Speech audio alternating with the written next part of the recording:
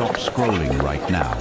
What if I told you there was one city in 1650 that decided what every king, every queen, every nobleman in Europe would wear, not through military force, not through political treaties, through something more powerful than armies, making everyone else's clothes look embarrassingly unfashionable? This is Milan in 1650, and what these Italian fashion masters created was so irresistible that European royalty literally couldn't appear in public without Milanese approval. Here's what nobody tells you.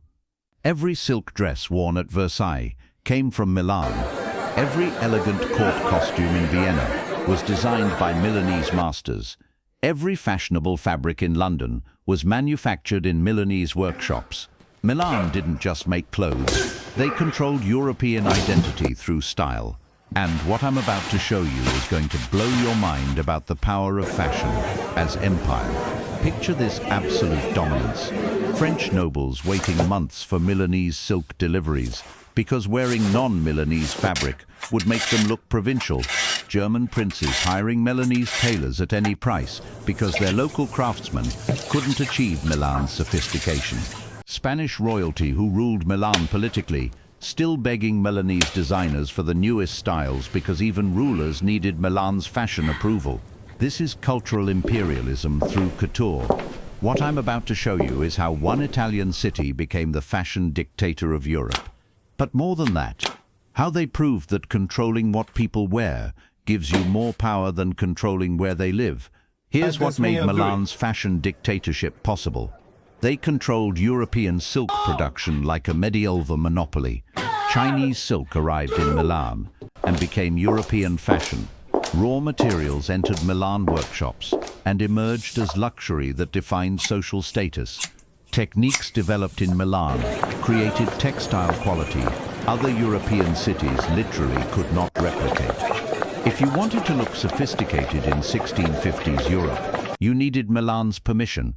Milan is ruled by Spanish governors who came to control Italian politics. Instead, they discover they're culturally controlled by Italian fashion. Spanish officials arrive wearing Madrid court dress. Within months, they're dressed entirely in Milanese style, because anything else makes them look backwards. The Milan Duomo isn't just a cathedral, it's the fashion capital's spiritual and commercial center. Picture this magnificent Gothic spire, rising above workshops where European style is created daily. Silk merchants conducting business in cathedral squares. Fashion designers displaying new styles in cathedral vicinity. European buyers arriving like pilgrims to worship at the altar of Milanese fashion innovation.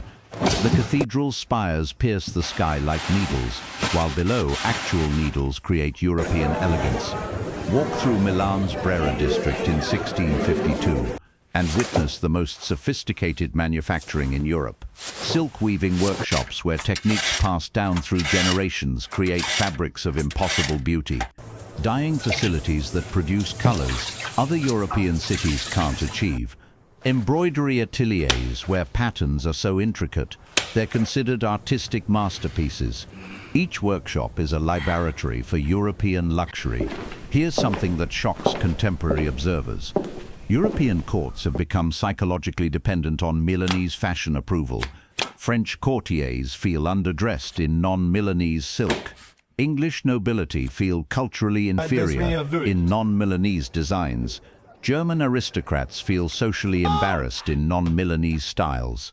Milan in 1653 is creating fashion innovations that won't reach other European cities for decades.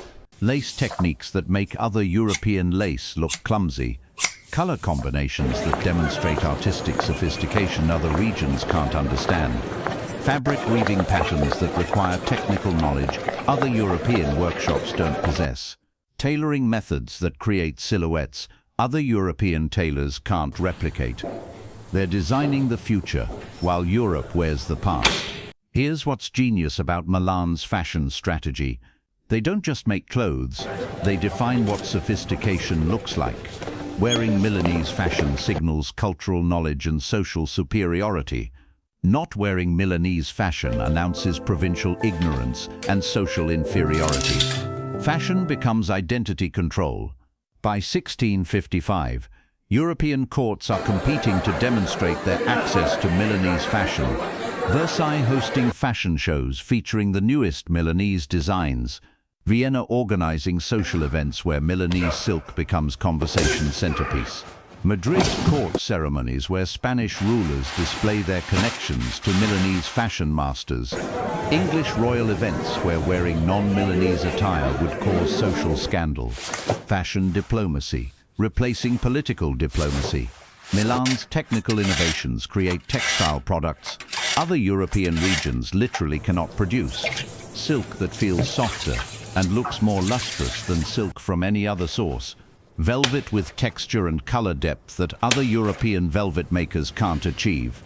Brocade with pattern complexity that requires techniques other cities don't understand. But Milan's fashion dominance isn't just technical, it's artistic. Fashion designers collaborating with Renaissance artists to create wearable masterpieces, fabric patterns inspired by architectural details from Milan's Gothic and Renaissance buildings, color palettes developed through study of Italian Renaissance painting techniques, textile designs that integrate mathematical principles with aesthetic beauty. Fashion becomes applied art that makes wearing non-Milanese clothing feel culturally barbaric. Milan develops banking systems specifically designed to finance European fashion consumption, credit arrangements that allow European nobility to purchase Milanese luxury beyond their immediate means, international payment systems that facilitate fashion trade across political boundaries, investment partnerships that fund fashion innovation while ensuring Milanese market dominance. Even religious clothing demonstrates Milan's cultural control. Catholic cardinal vestments designed and manufactured in Milan workshops. Monastery textile needs supplied by Milanese religious fabric specialists. Church ceremonial clothing that makes religious observance dependent on Milan's fashion approval. Papal attire that demonstrates Vatican's cultural submission to Milanese style authority. Religious devotion becomes fashionably Milanese. Milan establishes the European fashion calendar, spring collections that determine what European courts will wear for Easter celebrations, summer designs that define warm weather court costume throughout Europe, autumn fashions that control European hunting and harvest season attire, winter styles that dictate European Christmas and New Year court dress. Milan's fashion dictatorship extends to both masculine and feminine European style. Men's court costume designed to demonstrate masculine sophistication through Milanese tailoring techniques. Women's gown construction that requires Milanese expertise in corsetry and silhouette creation. Gender-specific fashion rules established in Milan, then enforced through European social pressure.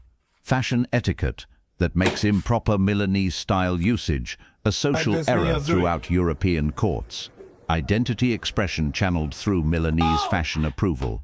Milan exports fashion more successfully than other European powers export military influence, cultural soft power that penetrates enemy territories without political resistance, fashion influence that survives political conflicts and military defeats, style authority that transcends religious differences and national boundaries.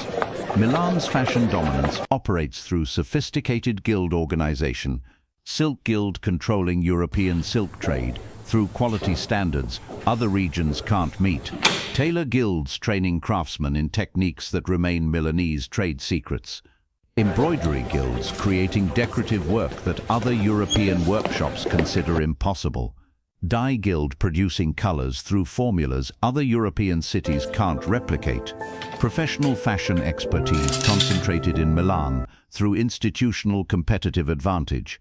European powers attempt industrial espionage to steal Milan's fashion secrets. French agents trying to bribe Milanese workers to reveal silk production techniques. English merchants attempting to recruit Milanese craftsmen for London workshops. German princes offering massive payments for Milanese trade secret information. Fashion knowledge becomes state intelligence target. Milan's urban design supports fashion industry dominance.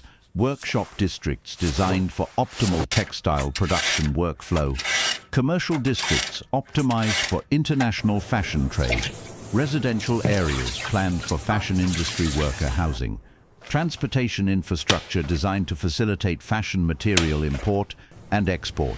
City planning serves fashion empire needs. Milan doesn't just produce fashion, they create the lifestyle that makes fashion necessary, social customs that require frequent costume changes, cultural events that demand specific fashion display, aristocratic etiquette that makes fashion knowledge essential for social participation, entertainment traditions that showcase fashion as artistic performance. Milan becomes Europe's fashion education center.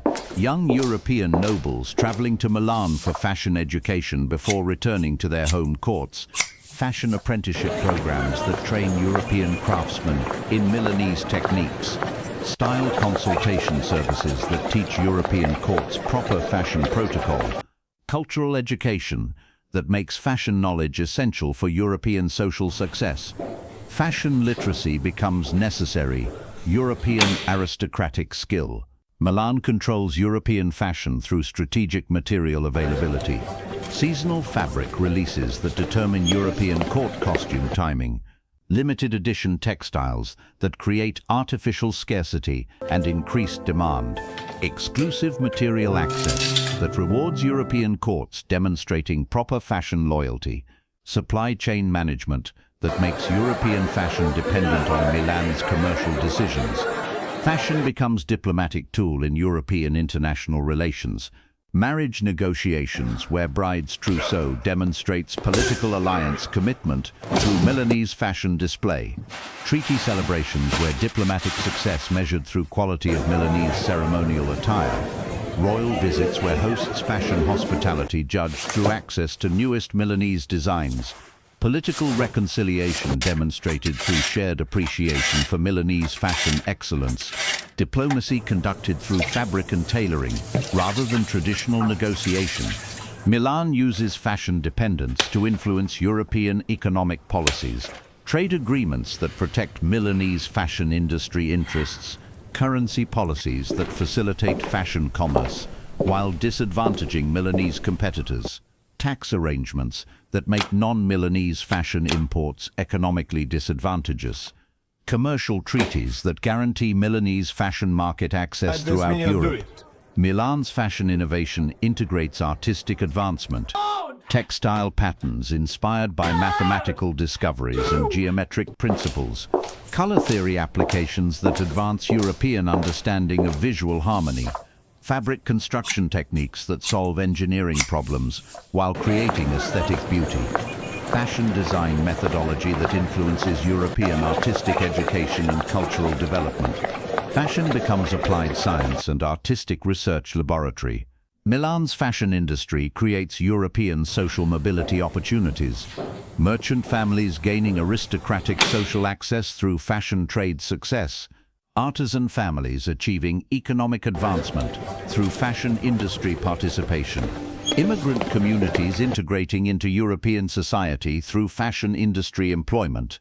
Social climbing facilitated by fashion knowledge and commercial fashion success. Milan integrates Catholic religious expression with fashion industry dominance. Religious festivals featuring fashion displays that demonstrate Catholic cultural sophistication. Church decoration projects that showcase textile artistry and religious devotion integration. Monastic communities contributing to fashion production through specialized textile work. Religious art projects that incorporate fashion industry materials and techniques. Faith expression becomes fashionably sophisticated through Milanese cultural integration. Here's something that's going to blow your mind about contemporary fashion. Every technique that makes modern fashion industry possible was perfected in 1650s Milan. Seasonal collections, fashion weeks, style influencer marketing, luxury brand positioning, fashion journalism, trend forecasting. Milan created the fashion industry model that still controls global style. Milan discovered psychological principles about fashion that modern style psychology still uses. Clothing affects wearers' confidence and social perception. Fashion choices communicate identity and social status. Style sophistication influences social opportunities and relationships. Aesthetic appreciation develops through exposure to superior design quality. Every fashion choice you make uses psychological techniques Milan perfected 370 years ago. Milan's fashion dominance proves that cultural influence works more effectively than political control. People voluntarily adopt superior cultural practices.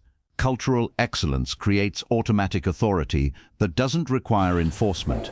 Aesthetic leadership generates international influence that transcends political boundaries. Cultural soft power creates lasting international relationships that survive political conflicts. Standing in Milan today, you can still feel the power of their fashion empire strategy. Walk through the Quadrilatero della Moda and experience streets where global fashion authority was born. Tour the Duomo and understand how architectural magnificence inspired fashion excellence. Visit La Scala and witness performance culture that made fashion display socially necessary.